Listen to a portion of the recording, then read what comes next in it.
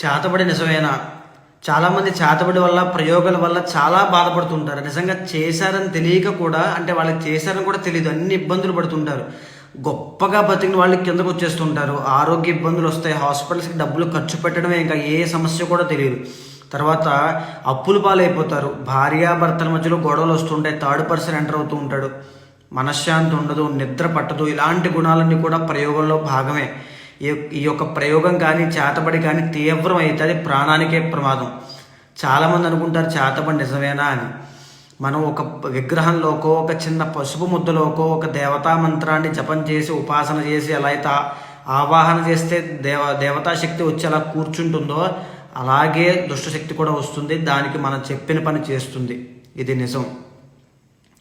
ఈ యొక్క ప్రయోగం తీవ్రం అవడం వల్ల ఎంతోమంది ఇబ్బంది పడుతుంటారు. నిజంగా అలాంటి ప్రయోగం వల్ల ఇబ్బంది పడుతూ, అలాంటి చేతబడి వల్ల ఇబ్బంది పడుతూ ఉంటే నాకు ఫోన్ చేయండి, కింద నెంబర్కి. మీ వెనకాల ఉమ్మ ఉంటాడు.